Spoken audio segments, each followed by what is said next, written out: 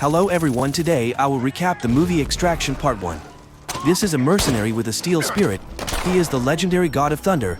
Because he is bored with holding a hammer in battle, he switched to holding a silenced M4A1.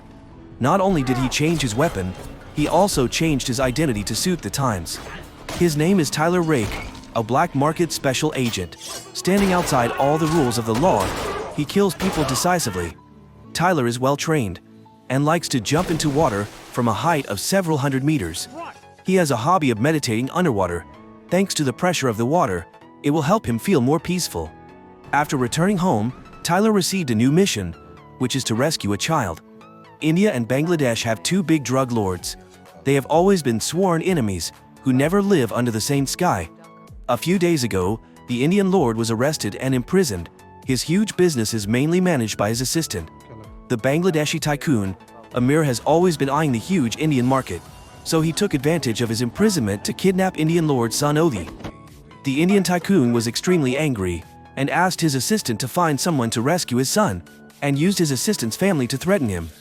Looking at the world as a whole, only Tyler's team had this ability. So the assistant quickly contacted Tyler's team. Tyler found this task extremely difficult. He broke into the gang's stronghold alone and had to rescue a child. So Tyler held a meeting before the battle to determine the battle plan. Their numbers were 20 times greater than his. Tyler went to the capital of Bangladesh alone. He took the initiative to contact the kidnappers and made an agreement. At first, Tyler pretended to be captured by the drug gang. These guys still did not know Tyler's identity, kept pointing guns at him, and threatened to kill him. After confirming that the hostage was still alive, kidnapper told them to go back and get the ransom. The group of underlings had just stepped down when they were attacked. It turned out that Tyler's teammates had been lying in ambush outside.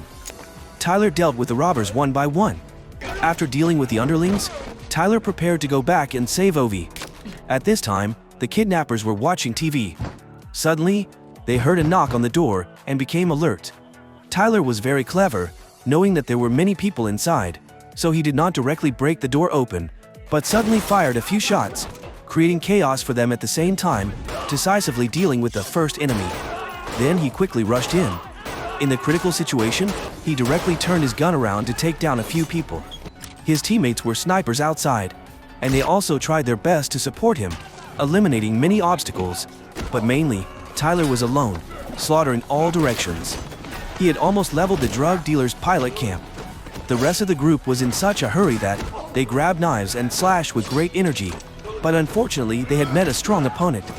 With just a can of longevity milk, Taylor were able to take down a muscular guy with 6 packs. Taylor only needed to knock down the other guy with one hand. He quickly killed the tall guys in the group. Finally, they finished off all the kidnappers. Tyler was about to leave when he saw a boy holding a gun. The kidnappers hired him, and the boy was too scared to shoot. Taylor didn't hurt the boy. He took the gun from his hand and told him to go. Children were Taylor's limit. This was the reason why he had single-handedly charged into the enemy's lair. Taylor signaled Ovi to be quiet, then untied Ovi. But the trouble had only just begun. This was the territory of the Bangladeshi boss. What would they do to escape from this hellish place? On the other side, Amir still didn't know that the hostage was robbed. He was teaching a group of slum kids who stole his money. This big man grabbed a weak kid and threw him off the railing. The rest of the kids were terrified, not knowing who would be next. A kid inside came out and said that the kid who stole the money had just been thrown down by him. The man had no choice but to keep quiet. Amir saw that this kid was smart and brave, so he called the kid over and gave him a knife. Suddenly a colonel came over and told Amir that Ovi had been rescued. Amir had immense power, immediately ordered the colonel to blockade the entire city, surround and pursue him. Meanwhile, Taylor had put Ovi in the trunk of his car, drove to a deserted alley, and got food and water for Ovi. And wearing a simple set of equipment, Taylor recorded a video of the successful rescue and sent it back to the headquarters. Taylor quickly took Ovi away from this place. They followed the forest path to the riverbank. Everything seemed to be going smoothly. But the unexpected thing was that they still hadn't waited for the Indian boss. A fishing boat was already waiting on the riverbank, waiting for Tyler to bring the boy. These fishermen were all professional mercenaries, with extremely strict defenses, and snipers were also ambushing not far from the boat. When Tyler was about to take Ovi away, a mysterious person sneaked onto the boat. he directly took care of all the mercenaries on the boat. The nearby sniper was also taken care of by him. Everyone was wondering who had leaked the plan, while the headquarters also discovered that Indian boss had not sent the remaining money. Based on the satellite, the base quickly detected the intruder. Tyler knew something was wrong and quickly took Ovi away. The commander also sent a helicopter to pick him and the hostage up. At this time, the mysterious person took off his mask. He was the assistant of the Indian boss, who had placed the order earlier. It turned out that after the Indian boss went to jail, the account was frozen, and there was absolutely no money to pay the assassin. The assistant had come up with a last resort. He had to wait until Tyler and Amir were both injured, so that he could take advantage and rob Ovi. Tyler threw out a grenade as cover and ran back to the car. As soon as he drove away, the Bangladeshi police also caught up. They had already colluded with the kidnappers. Countless police cars were constantly surrounding Ovi and Tyler. The assistant also took the opportunity to rob a police car to blend in. Now, behind Tyler were only enemies. In extreme danger, Tyler kept swerving and moving, accelerating, shifting gears continuously, skillfully avoiding all obstacles and pedestrians. The race was extremely dramatic. Tyler reversed the car and hit the assistant behind, causing the assistant to faint. Then, taking the opportunity, Ovi rushed into a residential building. The police started searching each house, determined to kill Tyler. Tyler hid in a hidden place, then fought hard with the police. The police force was strong in numbers. Tyler defeated one group, then another group rushed in, like mushrooms growing after the rain. Seeing this, Ovi ran away by himself, but unfortunately, a policeman had his eye on him. How could a weak boy fight against a fully armed policeman? Ovi struggled for a while and escaped. The policeman just popped his head out and was shot by Tyler. A group of armed policemen approached. Tyler held his gun and aimed in all directions, quickly destroying the enemy. But the enemy was as numerous as the Yuan army. Tyler also knew that he could not stay here for long, so he took Ovi to the rooftop and jumped to another building. Preparing to escape from here, unexpectedly, only halfway there, Assistant Saju appeared, blocking Tyler's way. The two struggled for a while, and then fell downstairs. At this time, Tyler was angry and punched Saju repeatedly. After getting bored with hand-to-hand combat, he switched to using a knife. After swinging the knife for a while, Saju got tired. Tyler directly kicked him repeatedly in the vital spots, causing Saju to fall to the bottom of society. Suddenly, a small car hit Tyler and knocked him unconscious. Saju picked up the gun on the ground and searched everywhere for Ovi. He calmly walked over as if nothing had happened. When the police were off guard, Saju took action. In the end, Saju saved Ovi from the hands of the police. Taylor drove a truck and knocked Saju off. There was not much time, so he quickly pulled the boy into the truck. Tyler planned to take Ovi to escape to a bridge, but the truck was too easy to recognize. Taylor immediately pulled Ovi out of the car, faked a scene of a failed car accident, then hid under the bridge and disappeared without a trace. Amir arrived at the scene and did not find the bodies of the two people. He took Taylor's photo and continued to chase the entire city. Amir declared that if Taylor lived, he had to see the Taylor, and if Taylor died, he had to see the body. Night fell. Taylor ran to a remote room. After he treated the wound simply, he quickly contacted Saju. He told the team a series of operations of Saju and his current situation. His teammates told him that since the other party wanted to violate the contract, then we did not need to care about Ovi's safety anymore. Just leave him behind, then go to another place. Wait for the helicopter to rescue. As soon as he heard that Ovi had to be abandoned, the image of a boy suddenly appeared in Taylor's mind, as if saving Ovi was his salvation for himself. So Taylor was determined to bring Ovi back safely. A person with a special talent can show his ability in any situation. These young men have stopped Tyler. This young boy can't even hold his motorbike, but he also rides a motorbike, and as a result, he falls flat on his face. Tyler steps out, picks up the boy's gun, and the boy tells Tyler to return the gun to him. Although he can't even hold the gun, the boy wants to shoot someone. The leader is the junior that Amir values. Tyler throws a smoke grenade to block the view, but these young boys are extremely arrogant. Tyler grabs one of them by the neck and throws it away. The leader, who is bloodthirsty, rushes forward and wants to stab Tyler with a knife to gain credit with Amir, but doesn't know his own strength and is slapped several times painfully by Tyler. Seeing that they are still young, Tyler doesn't use force against them. But while dealing with these children, he reveals his location.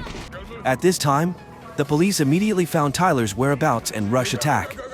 Tyler jumped into the sewer to hide. The police could not find his hiding place for the time being.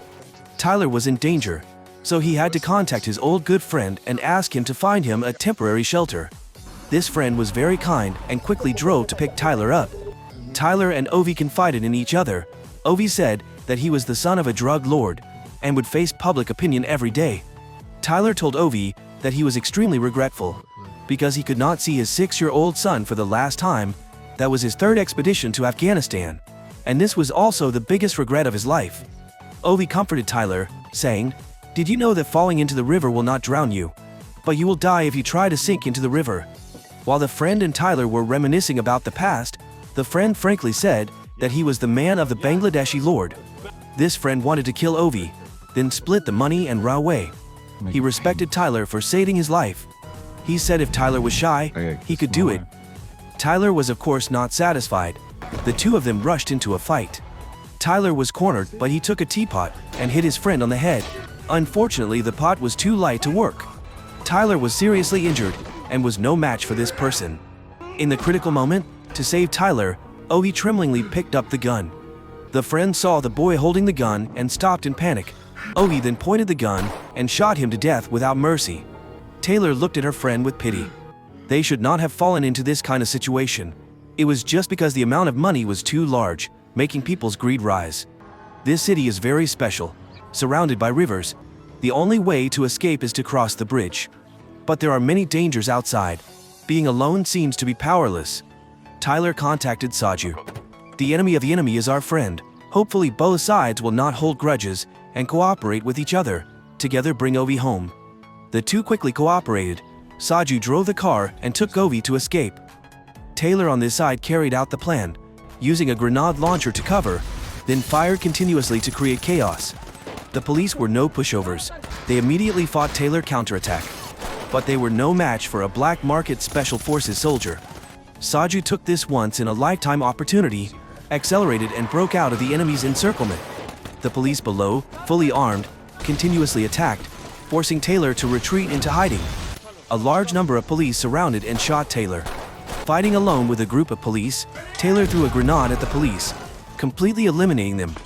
At this time, the female commander also began to join the battle.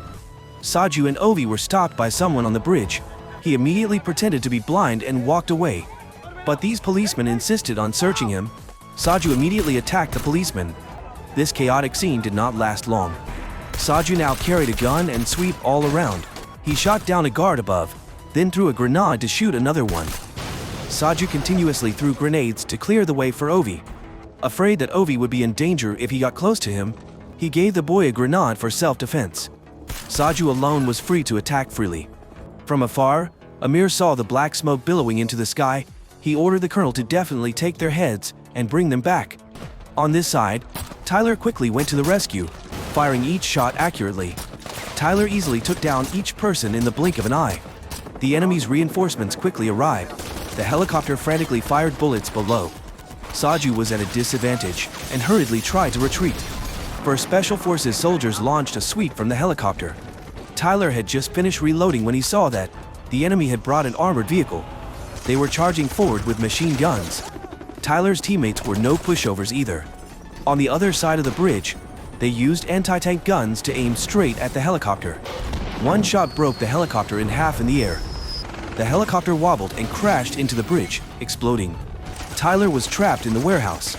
He quickly wiped out all the police. He killed a machine gunner, then removed the pin and stuffed 2 grenades into the armored vehicle. In the blink of an eye, the armored vehicle had turned into scrap metal. Saju was covering the bridge at this time, not letting these guys get past him. After killing the last one, Saju was already seriously injured. The colonel held a gun and aimed from afar, ambushing Saju and killing him. The helicopter approaching to rescue was also attacked by the colonel. The female commander was angry and wanted to shoot the colonel dead. She hid under a truck, silently searching for the enemy sniper's position. Tyler directly jumped onto the bridge to relieve the siege. He rushed and massacred, clearing the way forward, although his body was covered with wounds. But he still fought bravely and walked through this bloody wind and rain. Tyler had no idea that danger was lurking around him. The colonel saw Tyler and immediately opened fire, but only hit his shoulder. However, this action revealed Colonel's position. Tyler's teammates heard the sound and accurately judged the colonel's position. Just as the colonel was about to finish Tyler off, the female commander directly shot the colonel in the head. At this time, Tyler was also seriously injured. Ovi ran to Tyler's side. The boy had considered him as his own family.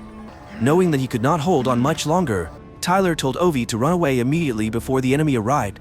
He used all his remaining strength to cover Ovi's escape. Finally, his teammates picked up Ovi and came to cover Tyler, wanting to take him on the plane to leave together. But at this time, Tyler was shot. The person who shot Tyler was Amir's Jr., the boy he had forgiven at first. In his dying moments, Tyler climbed up the bridge railing. He saw his son who had died before. Tyler jumped down with regret and pain. His teammates tried to suppress their pain, took Ovi away from the scene. The mission was completed. 8 months later, the Bangladeshi boss was directly dealt with by Tyler's female commander. Ovi also lived a normal life. He learned Tyler's way, using the pressure of the water to calm himself. When he surfaced, he seemed to see a familiar figure. The movie ends here. Tyler knows that he has massacred countless people in his life, so he is not afraid of death. He wants to make up for his mistakes with his young son, so he tries his best to protect Ovi to the end. Even the children intend to attack him. Tyler is tolerant with them. Then the boy he spared attacks him. Tyler knows that is the karma he has sown. Tyler does not blame anyone for that. There is still part 2 on my channel. Please join me to watch it. Thank you very much for your support so that the channel can develop like today. If you find it interesting, please give me a like and a comment about this movie. Especially, please subscribe to the channel to follow my recap the movie summaries. See you again, my dear friends.